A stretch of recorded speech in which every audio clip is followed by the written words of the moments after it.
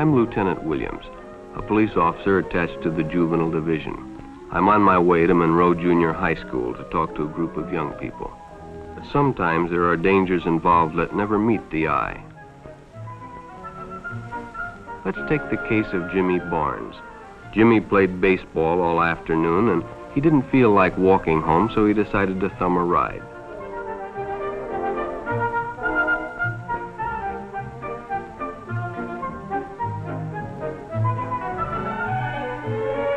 When Jimmy got out, the stranger gave him a friendly pat.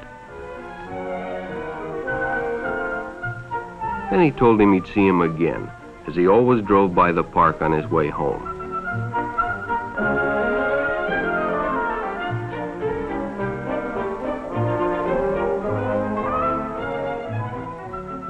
The following Saturday, they went fishing together. By now, they were using first names. Ralph said it was more friendly.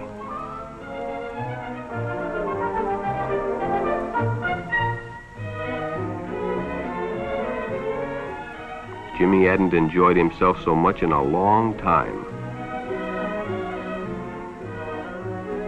Then during lunch, Ralph showed him some pornographic pictures. Jimmy knew he shouldn't be interested, but, well, he was curious. What Jimmy didn't know was that Ralph was sick, a sickness that was not visible like smallpox, but no less dangerous and contagious, a sickness of the mind. You see, Ralph was a homosexual, a person who demands an intimate relationship with members of their own sex.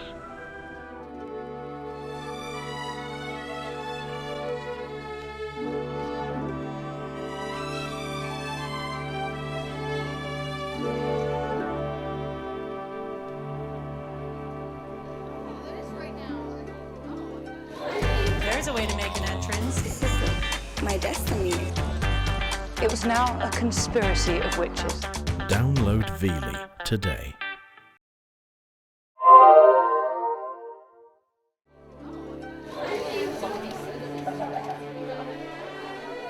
In the last 20 to 21 years, I've seen a lot of change in regard to the attitudes of students and staff regarding gay, lesbian, transgender issues.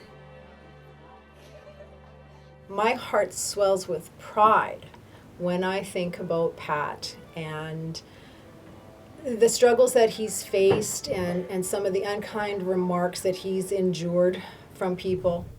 I believe grade 7 in my intermediate school, my best friend, he wouldn't want anything to do with me. He told people to not tell me where he lived. He told people that I was that gay kid. I wasn't his best friend anymore. He completely left me, and I had a giant void in myself for having a best friend. And that's all because people saying that I was gay and I was a fag, even though I didn't even know I was. My stepsister is closeted lesbian, and she is so afraid to tell our stepmom. And I grew up with that, and she'd tell me every day that I can't tell her. She'll hit me, she'll hate me. And growing up with somebody who is that afraid because their own mother is bullying them, I just couldn't live that way. And of course I wouldn't tell my stepmom, hey, your daughter's gay, because that's her choice to keep it inside. But every day I'd tell Kristen that you are who you are, you can't change it, you have to embrace it, and you have to tell mom. And growing up like that, you realize how absolutely scared people are and how much hate there really is in the world. And I wanted to stop it as soon as it started, but it's a bit harder than it seems, but I'm gonna try.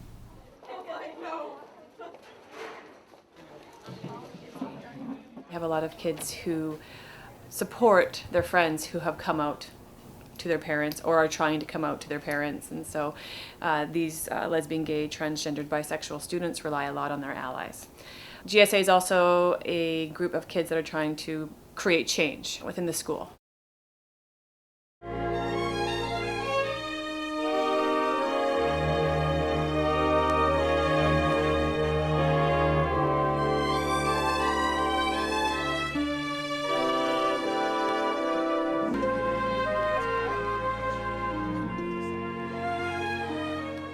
like if you're associating with like a gay person, they just automatically think you're gay? Yeah. Or like being like the leader of that, do you feel like people kind of think, oh, she must be lesbian okay, then. You can't be straight and be friends with them. Exactly. I went to Ottawa a couple weeks ago, and I told someone, I was like, yeah, I'm the leader of the Gay Straight Alliance at my school, and they're like, oh, are you gay? I'm like, no, you do not have to be gay. I'm the leader of it, and I'm not gay. You're the leader of the GSA? I'm the leader of the GSA. Okay, well, why haven't we not heard anything about it? Like, you're There's like the been leader. announcements. There's announcements and everything.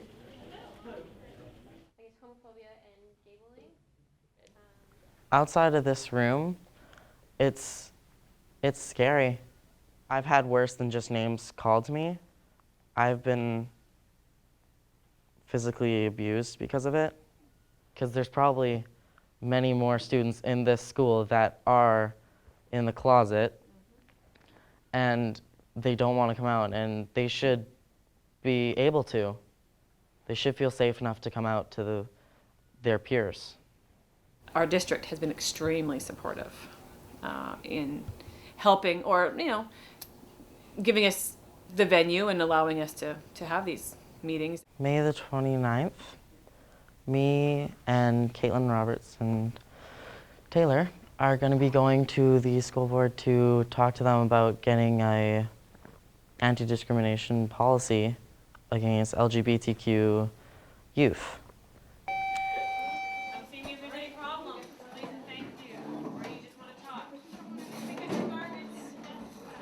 The policy we have at our school right now is way too vague. It's only like you cannot discriminate against the faculty and the students of the school, and that's way too vague. We need one that's bigger and puts everybody under the umbrella. Yeah, it doesn't include, but it doesn't exclude anybody. Go on in.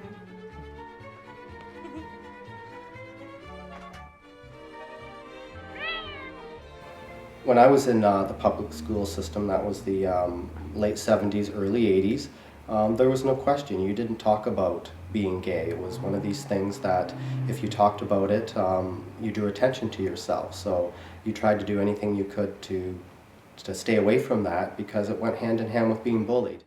Even if you aren't gay or any of that, you can still relate to them because they sort of went through troubles that other people have been through, because like everyone's been bullied. It's like not a new thing, so yeah. Julie and Metica are two girls in a relationship, Yeah. by the way. Anyway. Yeah, they're like the first like openly lesbian relationship. Where it's like both the couples are in the school. Yeah. Just having conversations, it's freeing, it's healing for people, and discuss issues with compassion and try to come from a place of understanding. Like I knew Julie in grade 6, like we were in the same grade 6 class, and I'd be willing to interview them, and I'm not just saying that because they're a lesbian couple, but Yeah, I think they'd be comfortable around you, and then like it's also nice to have like a male there kind of thing, like I don't know, but he's not like super masculine male. You're like friendly. You're friendly. I don't know. Just not. You're masculine. He's just not intimidating. Whatever. Yeah, he's not intimidating. Exactly. You're not intimidating. You guys are both bad with words. I know what I understand. I'm just gonna go for it. In terms of sexual activity, how does it really work between you guys?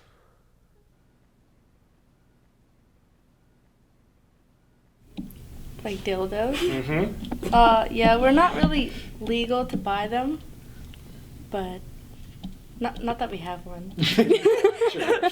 But we would. We would use one, but we don't have one. Yeah. I think it's okay for students to not understand or to be confused and to have questions. And I think that the best way to deal with that is to ask questions and find out what is it like for our gay students and our lesbian students. Ever since you guys came out, do you find that any of your other friendships have been kind of jeopardized? Well, I had this one friend, and she knew I was gay, and she was like, oh, does that mean if you come over, you're gonna like me? Are you gonna do anything with me? Are you gonna rape me? It's like, no. Just because I'm gay doesn't mean I like every girl. It's like if you're straight, it doesn't mean you like every guy.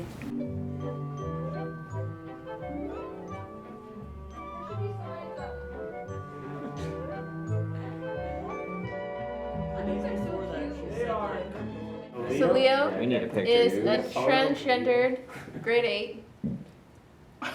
Excuse me. So it's a boy who used to be a girl. Yeah, and he came out like a month ago. Really? It was like to the school. Yeah, to the school. In the 20 years that I've been here, there have been several, mostly lesbian students, who have been open at school. And this is the first year we've had a transgendered student. And was I apprehensive when I knew this student was coming out? You bet I was. Apparently they got phone calls being like, what the hell? Why is this person going to this school? Yeah. Yeah, and it's like, you're going to stop someone from going to school? I kind of had to look where I stepped when it came to him, you know, because it just kind of happened because I never really paid much attention to him. But now that he's sort of come out and stuff like that, and he's still himself, I kind of admire that. Formerly Sapphire, but then she is like wants to be a boy, and Sapphire is Leo now. Yeah. So now Sapphire is Leo. Yeah, she's in grade 8. Yeah, He's in grade 8. Or sorry. They're in grade 8. She's in my English 8 class. It's all right. He's in my English 8 class. And you know what? That has not happened to me in class. Isabella, who's like Leo's cousin, she was talking about how like people will say things about Leo but not to his face. And Isabella always stands up for Leo and tells people she's gonna fight them. It's hilarious, but yeah. So when they say transition, it's just, he basically just changed clothes and changed his persona, looks, everything, because that's who he wants to be. So that's basically pretty much it. And if he wants to have that surgery done, then that's his decision.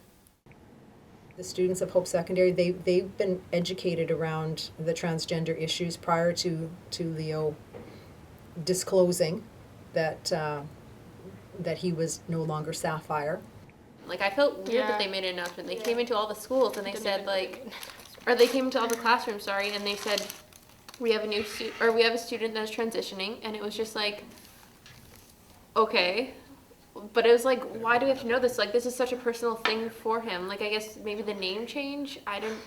Yeah. And they kind of get worried for no reason. If you just flat out said this is Leo, no explanation needed. This is Leo. I just feel so weird about it. Like, I don't care that Leo is Leo at all. I care that we had to make such a big deal because he's Leo and not Sapphire. Her family, his family, was very proactive and came in to talk to us, and because they knew what Leo was feeling and what was right for him in his heart of hearts, they did their research. They came in to talk. They did everything that they could to empower Leo. And Leo's also the son of my heart. I don't have a son, but if I were, Leo would be it. Hi.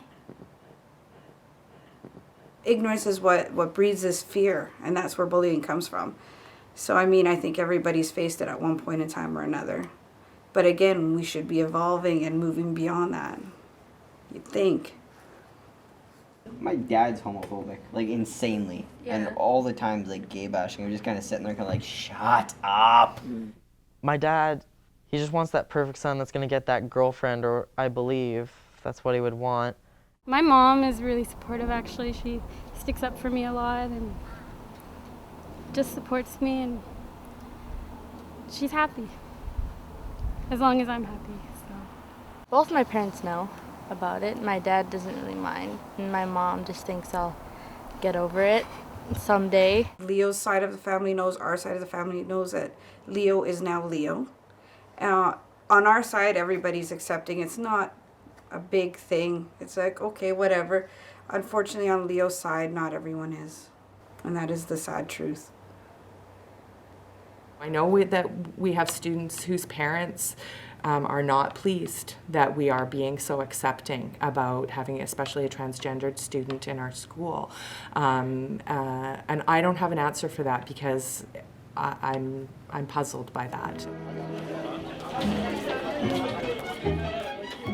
Thursday, it's the May 17th, it's Anti-Homophobia Day, and we're doing like a pride flag design kind of thing in the hallway. This is a day to kind of take away from the negative connotations of that's so gay, to take away from the word fag, to kind of empower our young people to stand up and be allies against homophobic bullying. It's actually an international day. We have openly LGBTQ students here, and it's just supposed to help promote a safer environment. I think change right away is hard to see, but over time, hopefully we will be getting rid of the name calling, and not only the name calling, it's the people that allow the name calling, you know, the teachers that just turn away and go, oh, well, that's not really a bad word, or, well, that's not really making fun of them. But it is, and we can't be ignoring it, and the policy will bring it into light and say that we're not going to tolerate it, and people need to get punished if they're going to be doing it. What happens if you actually just say, screw the policy, I'm going to do it anyway? It's meant to be there for more support, because we've clearly seen that there's just not enough. So, does that answer your question? It's a fairly big task, and it's a chance of it working, but we want to take that chance because we want to see how far we can go with it. The students are getting ready to do their presentation tomorrow at the board office, so I was going over their PowerPoint with them and just running through some questions that they had and seeing how nervous they are for tomorrow. Patrick's nervous. A little bit. But it looks great. They did a really good job, and I'm confident that it's going to go well. So you don't have to dress, just dress like you. Or no, Oh, really? I'm dressing up. Just I'm like gonna me. wear like ballroom and stuff. Okay. Ballroom gown. And Where are you again, from, you can Jess? print off your packages. You can read off them. You don't have to have it memorized. Okay. All right. Louis C.K. said that. I gotta take credit. How did the policy presentation go? Like it went really swimmingly. That's how I'm gonna describe it. Swimmingly? Swimmingly. Like it was just really smooth and really nice and like. Except. Well, that's what I'm getting to. Alex in Hope Secondary School, Rosalee, Floyd, principal. Hi. Welcome.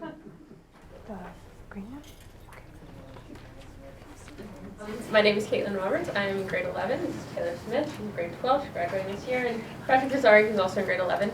And we are all in the GSA, and we all consider ourselves allies of the LGBTQ community.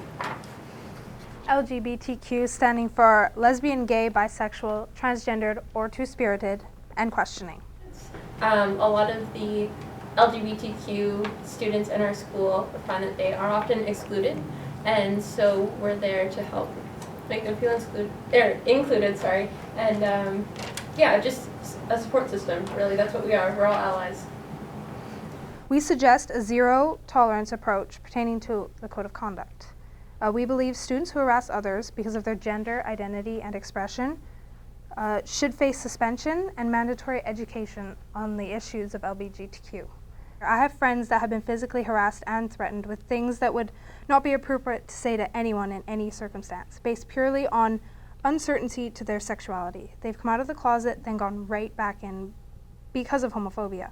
I'm personally afraid to come out because of these examples. And that was an HSS student in our school. So it was like really well, and then like Patty started like tearing up and crying, and that was kind of sad. I came out as being homosexual about a year or two ago, and my one big problem was I was completely afraid of coming out to my parents. I was scared that they were gonna not want me in my house anymore, and so I had my sister talk with me with my parents across the table so that we could learn that I am homosexual. I'm proud of it. Yeah. All right, just to reiterate, we're not asking for a policy tomorrow. We know it's not going to happen. We just would really like to set up an LGBTQ community and develop a specific and discrete policy to protect our LGBTQ students. Basically, we finished the presentation and it went well, and then we're like, do you guys have any questions? And then there was like 3 or 4 people, and they were like, yeah, it was really good, like we're super happy you guys came out, like we love hearing from kids. And then this one guy, well, of course, I don't want to be the sand in the gears. the woman next to him is like, oh yes you do, because like he's like this old guy, and like I don't even know his name, I don't remember his name, I don't even want to know him. You go to this group, next month it might be another group, and then we'll be continuously making policies. I suggest we have a policy that covers everybody. We want to make sure that LGBTQ students are feeling safer in our school. Well, this can go back and forth all night. Yeah. I agree. Maybe we should make the odd amendment here or there. But there's other people with other issues that figure they're discriminated. These LGBTQ students, they do not feel safe enough with the current policy. We want a discrete policy that will truly protect them, and one of the main components of it would be education. Okay. Thank you. And I was like, okay, any other questions? And then everyone else was like super happy. We try to get the student voice as much as possible with the various committees and whatnot that we have, and sometimes it can be difficult. But this is very exciting, and I do hope that you do take a good role in this as we go forward down this. And thank you very much again. Thank you.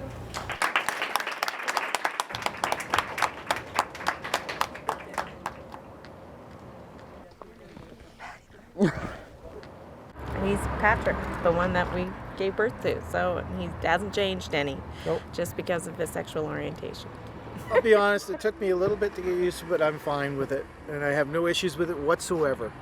I think it's great. I think it was all good except for the one person seemed a little against it, but everybody else seemed very open to it. I think it went well. Yeah, I think the 3 of them did a great job. All we can hope for is that they agree with the policy and agree with trying to make another policy for it. Or even if they just amend the policy that they have right now, that's just a big accomplishment for us. We'll do everything it takes because these kids are worth it. Patrick's worth it. All my friends are worth it. I'll get us all. Caitlin would still win. Yeah.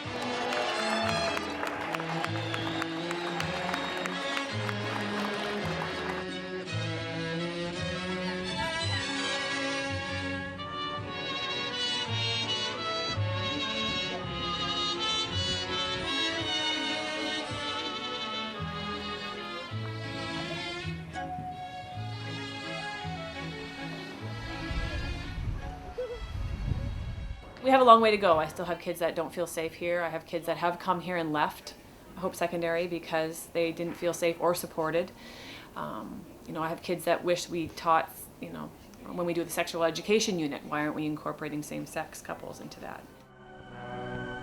Finally, Jimmy told his parents, and they reported it to the juvenile authorities. Ralph was arrested, and Jimmy was released on probation in the custody of his parents. One never knows when the homosexual is about. He may appear normal, and it may be too late when you discover he is mentally ill. Just a normal person. Just like you and you and you.